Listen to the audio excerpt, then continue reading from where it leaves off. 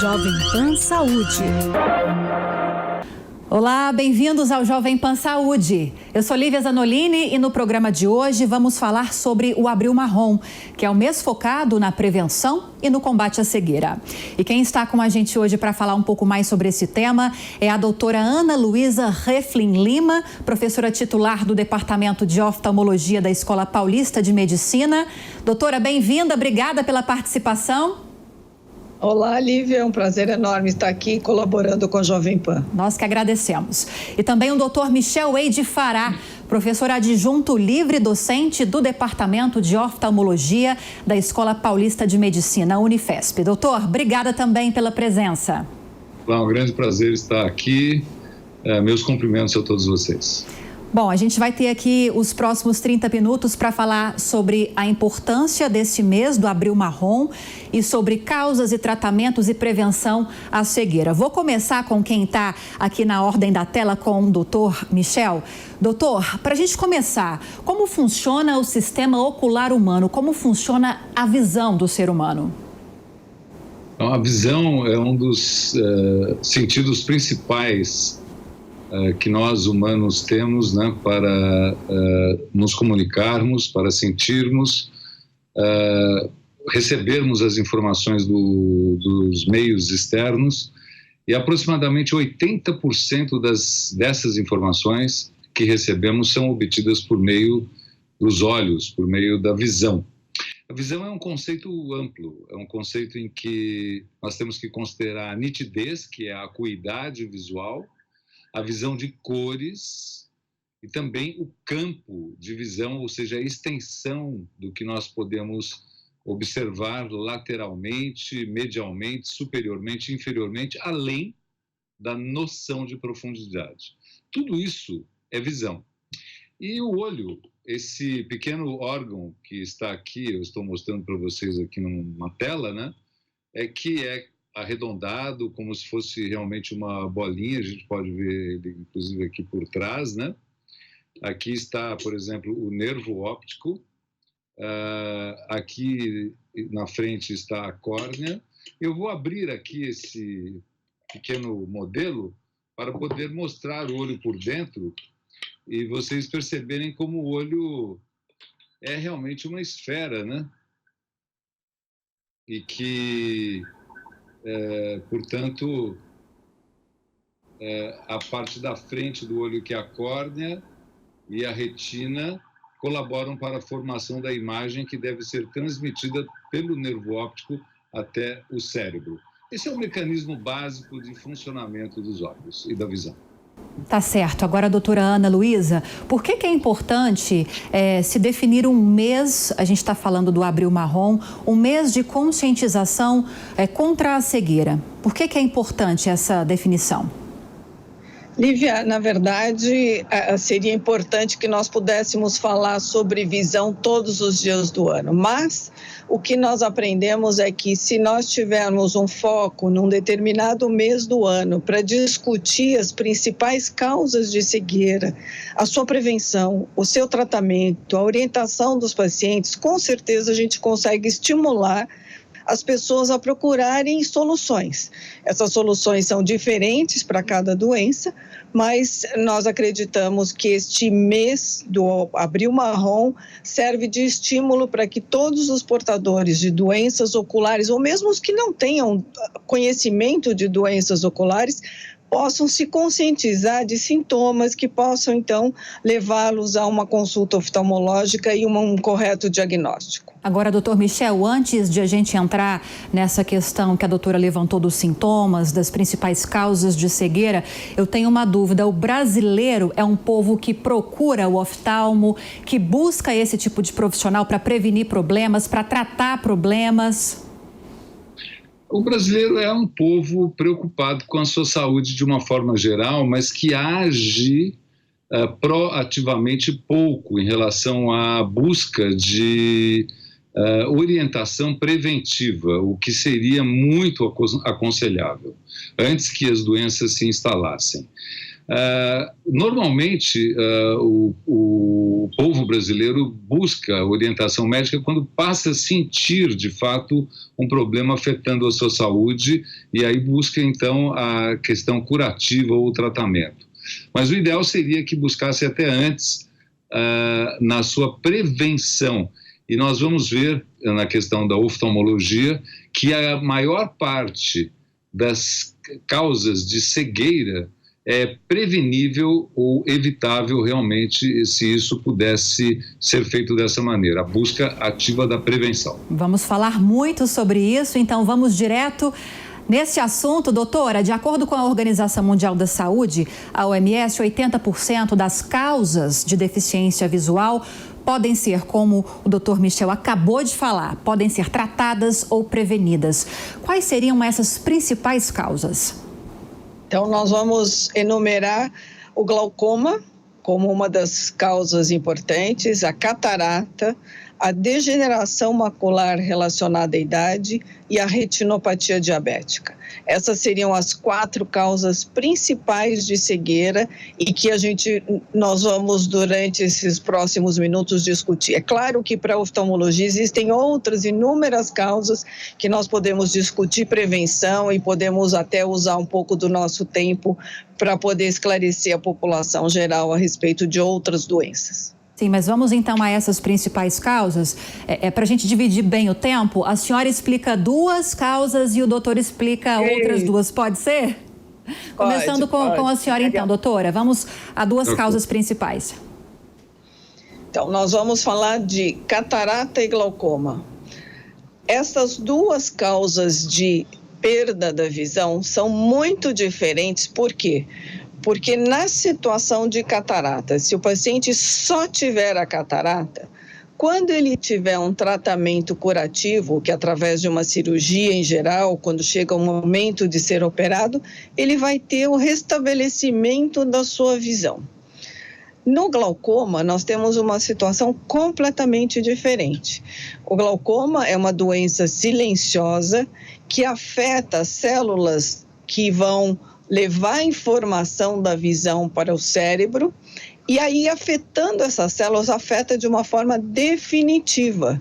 Então, se nós vamos tratar um paciente que tem glaucoma, quando ele já tem sintomas importantes de perda de visão, esse paciente pode não ter a recuperação da sua acuidade visual. Então, são doenças muito diferentes, uma com recuperação da visão e outra sem recuperação da visão.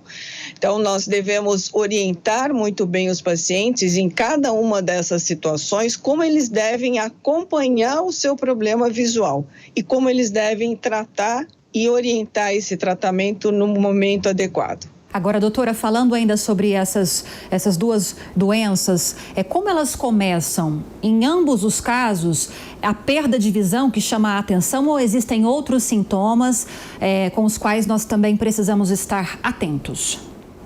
Então, nós vamos separar as doenças, porque elas são muito diferentes, e vamos ficar inicialmente com a catarata. Nós sabemos que catarata pode acontecer em qualquer idade, então nós podemos ter crianças que nascem com catarata congênita, existem síndromes que acontecem com catarata associada, existem infecções que acontecem com catarata, mas a forma mais importante de catarata é aquela relacionada com o envelhecimento. Então, essa é uma situação que vai acontecer depois dos 50, 60 anos, em algumas pessoas um pouco mais cedo, pacientes que têm diabetes pode ser um pouco mais cedo, pacientes automíopes também podem ser um pouco mais cedo, mas de qualquer maneira, em geral, a catarata ocorre numa idade mais avançada. E o que vai acontecer é uma turvação da visão que pode ser acompanhada ou não de mudança da graduação do óculos que normalmente o paciente utiliza. Alguns pacientes chegam e dizem, olha, eu usava óculos para longe, agora não preciso usar mais. Eu usava óculos para perto, agora não preciso usar mais. E essa mudança é por causa da mudança da forma e da transparência do cristalino, que é uma lente que está dentro dos nossos olhos e que, com o passar do tempo, pode ficar, então, menos transparente. Nós vamos, então, na catarata, ter sintomas de turvação, mudança de grau. Um olho pode ser muito diferente do outro em termos de evolução. No glaucoma, as coisas podem ser bem diferentes. Por quê? Porque os sintomas do glaucoma não são percebidos facilmente pelo paciente. Eles serão sintomas sutis, de perda de campo visual lateral, por exemplo. As pessoas não percebem quando deixam de perceber um objeto que está na extrema lateral direita ou esquerda, mas elas percebem mais quando a visão central está afetada. Então, no glaucoma, além de ser uma doença que não causa dor na maior parte dos casos, existe uma forma que é glaucoma agudo que pode dar dor, mas a maior parte dos casos é o glaucoma crônico simples sem dor.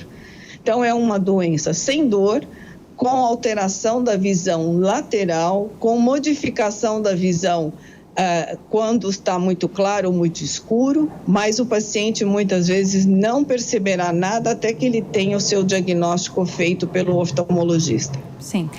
Daqui a pouco eu volto com a senhora para a gente falar de tratamento, de acompanhamento no caso desses pacientes. Agora, doutor Michel, a gente já abriu a entrevista, a doutora deixou claro que são 4 causas principais, dentre tantas, da cegueira. Ela explicou para a gente sobre glaucoma e também sobre a catarata.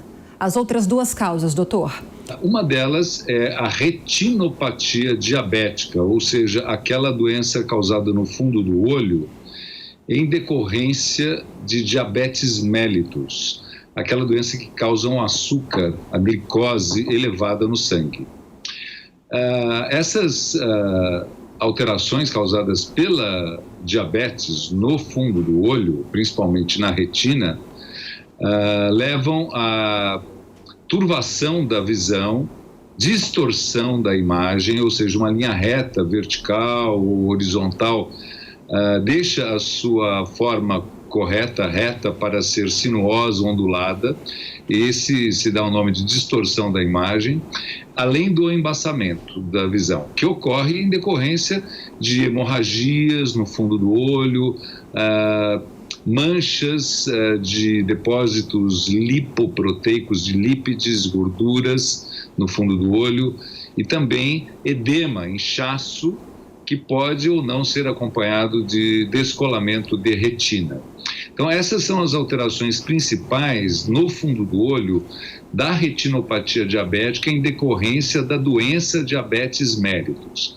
A outra doença na retina, que também causa baixa de visão importante, uma frequência considerável, que está justamente colocando essa doença entre as 4 principais causas de deficiência visual ou cegueira, é a degeneração macular relacionada à idade, que, como o próprio nome diz, vem com o passar do tempo e a sua frequência aumenta à medida que nós envelhecemos. Ou seja, na faixa etária entre 60 e 70 anos, ela tem uma certa frequência. Acima de 70 anos é mais frequente, acima de 80 anos, mais frequente ainda, acima de 90 anos, ainda mais.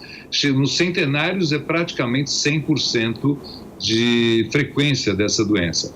Então, ocorre uma atrofia ou um edema no fundo do olho, com desenvolvimento de vasos sanguíneos anormais, e aí sim também os mesmos sintomas, que são a perda da nitidez, a alteração da visão de cores e distorção da imagem, causando então, portanto, uma deficiência bastante grande na região central da visão, no caso da degeneração macular relacionada à idade. Agora, doutor, pelo que eu estou entendendo, então, o paciente que sofre de diabetes, ele tem que ter um cuidado redobrado, então, com essa questão de problemas visuais. Retinopatia, esse é o nome? Retinopatia. O paciente que tem diabetes, ele já está condenado a desenvolver esse problema? Ou existe um tratamento, uma forma de conduzir, de tratar que evite chegar nesse estágio? O paciente com diabetes, e aí é bom a gente separar, existe 2 tipos de diabetes principais: diabetes tipo 1, que é insulino dependente no seu tratamento, ou seja, ele depende da insulina para sobreviver, e o paciente diabético que não é insulino dependente, mas ele é insulino deficiente, então ele necessita também de uma melhor performance no metabolismo da glicose. Então, nessa situação é fundamental que nós tenhamos um bom controle da diabetes, principalmente nos primeiros 5 a 10 anos da doença, para evitarmos que venha a ter um acometimento da retina ou do fundo do olho a curto prazo. É muito raro ocorrer antes de 5 anos, mas quando o descontrole é muito grande no começo da doença, principalmente nos primeiros 5 a 10 anos, a doença se instala de forma mais rápida e mais agressiva.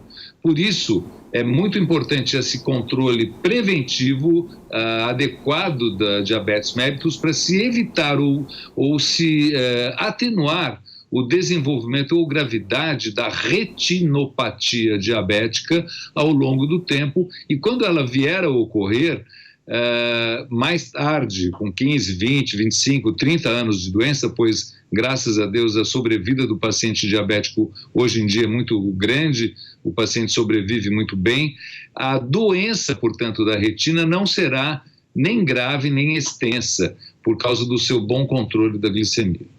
Agora, a doutora Ana Luísa, a gente já falou um pouquinho só sobre tratamento e sobre a diferença de duas das principais causas, que é o glaucoma e também a catarata. Eu queria que a senhora falasse um pouquinho rapidamente sobre tratamento, sobre a evolução desse tratamento. A senhora chegou a dizer que no caso da catarata é muito comum que a cirurgia resolva o problema, diferente, né, do glaucoma. Mas eu quero entrar num assunto muito importante, que é a prevenção, né, que é o que a pessoa deve fazer, o que nós devemos fazer para evitar se chegar a ter esses problemas, a ter essas doenças. Lívia, você notou que as doenças que o Dr. Michel comentou, que foi retinopatia diabética e degeneração macular relacionada à idade, ele falou de 2 sintomas importantes, que são a distorção da imagem central da visão, além da turvação. Na catarata e no glaucoma, é muito raro a gente ter distorção e turvação da visão concomitantes. É mais fácil nós termos na catarata turvação e no glaucoma, então, a perda de campo visual periférico. Então, nós falamos de sintomas e vamos agora pensar na prevenção da catarata. Nós sabemos que não existe um colírio, não existe um remédio que possa prevenir a evolução da catarata, mas existem alguns cuidados que podem melhorar e diminuir a chance de evolução mais rápida da catarata. Por exemplo, existem pacientes que precisam fazer tratamentos com corticosteroides para doenças sistêmicas ou locais. O corticosteroide é um fator predisponente para a evolução da catarata e, em alguns pacientes, até de glaucoma. Então, todo paciente que usa corticosteroide sistêmico, local, na cavidade orofaríngea, também deve fazer uma avaliação se ele já é um paciente com propensão a desenvolver catarata ou glaucoma. Então, essa seria já um dado importante para a prevenção. Radiação ultravioleta em muita quantidade, pacientes que são expostos ao sol frequentemente, muitas horas do dia, também podem ter um desenvolvimento de catarata mais precoce. Tabagismo pode auxiliar a evolução de uma catarata também. Todos esses cuidados, não fumar, ter uma alimentação que tenha uma quantidade de nutrientes diversificado, não se expor a medicações sistêmicas se não forem absolutamente necessárias, são cuidados para a prevenção da catarata. Nós temos uma situação no glaucoma que é um pouco diferente, porque no glaucoma nós podemos também ter medicações sistêmicas que podem facilitar a evolução de um glaucoma. Por exemplo, o próprio corticosteroide, como já foi mencionado. Mas nós temos outras medicações que na bula já estão escritos: se você é portador de glaucoma, consulte o seu médico, inclusive para saber qual o tipo de glaucoma você tem e se pode ou não tomar essa medicação. Então, para o glaucoma, nós temos essa situação preventiva, mas o mais importante para o glaucoma é a prevenção da medida da pressão intraocular depois dos 40 anos. E como nós medimos a pressão intraocular, que não tem nada a ver com a pressão arterial, através de um equipamento que entra em contato com a superfície do olho e faz a medida dessa pressão intraocular.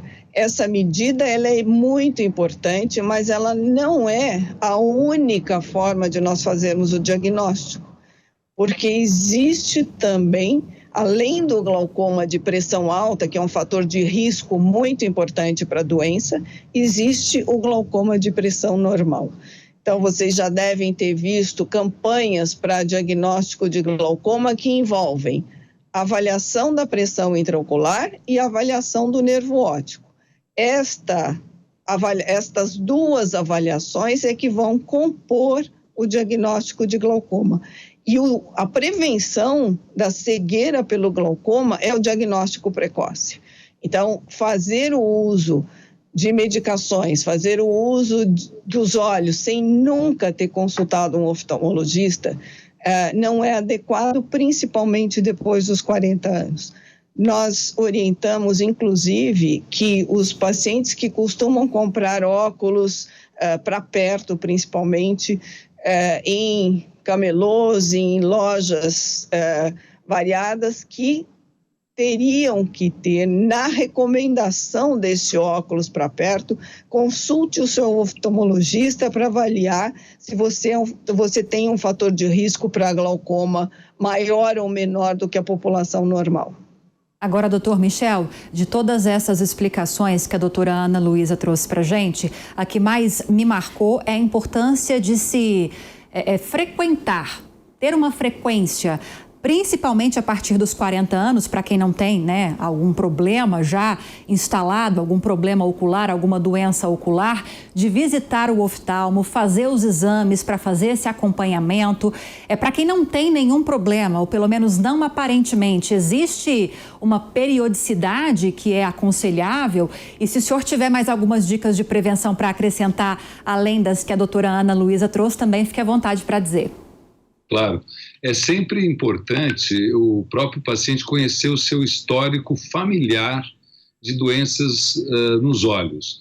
Algumas famílias, infelizmente, têm tendência de repetir o mesmo tipo de problema de saúde por questões genéticas e, portanto, se consanguíneos, né, irmãos, pai, mãe, tios, tias, avós, que são consanguíneos direto, tiverem problemas oculares importantes, principalmente esses que estão sendo relatados aqui, catarata, glaucoma, retinopatia diabética e degeneração macular, além de outros, devem se preocupar antes e, portanto, procurar o oftalmologista antes. Mas também é fundamental que o próprio paciente verifique a sua visão de uma maneira muito simples, né? Eu costumo comentar e comparar com o autoexame que a mulher faz procurando nódulos de mama, por exemplo, palpando a própria mama e verificando se há tumorações, nódulos, algumas áreas mais salientes ou mais endurecidas, e que, portanto, isso deve levar a mulher também ao ginecologista ou ao mastologista para verificação da possibilidade de aquela lesão ter uma importância clínica significativa. Da mesma maneira, e muito mais simples, é o próprio paciente controlar a sua visão de forma comparativa. Eu vou dar o exemplo aqui, fazendo um gesto muito claro, que é com a própria palma da mão, evitando dessa maneira a fresta entre os dedos, mas com a própria palma da mão, tampar um dos olhos e desta maneira comparar a visão de um olho com a visão do outro olho, mas sempre com a palma da mão para evitar justamente enxergar através de frestas. Muitos pacientes idosos têm inclusive nódulos nos dedos que permitem que ocorram frestas. Então, comparando sempre a visão de um olho com o outro, nós já temos uma ideia, como pacientes, se estamos tendo algum problema na visão, porque a visão deve ser semelhante de um olho e do outro. Se não for, já é hora, naturalmente, de buscar um oftalmologista. E os sintomas de distorção da imagem, embaçamento da visão, diminuição do campo de visão, devem ser buscados ativamente pelos pacientes, pelo menos uma vez por semana. É uma coisa tão simples, né? Isso aqui para fazer, olha, com uma mão, pode fazer com a outra mão no outro olho, demora alguns segundos e já dá para nós uma boa ideia se nós estamos tendo uma visão boa, porque quando comparamos com os dois olhos abertos, devido ao campo de visão ser sobreposto, nós podemos nos auto-enganar achando que estamos enxergando bem com os dois olhos, mesmo estando com má visão em um dos olhos. Então, é muito importante fazer a comparação separadamente de cada olho para que isso possa também ser detectado e, dessa maneira, ser feito o alerta e, portanto, a consulta antes dos 40 anos e depois dos 40 anos mesmo, se não sentir nada, periodicamente, pelo menos uma vez por ano. Perfeito. Queria agradecer a participação, os esclarecimentos e tantas dicas importantes que o doutor Michel e a doutora Ana Luísa trouxeram para a gente. Doutor, obrigada pela participação. Foi um grande prazer e é sempre ótimo realmente esclarecer a população sobre como se prevenir de doenças importantes. Doutora Ana Luísa, sem palavras para agradecer. Muito obrigada, Lívia. É um prazer enorme poder ajudá-los. Um abraço para vocês.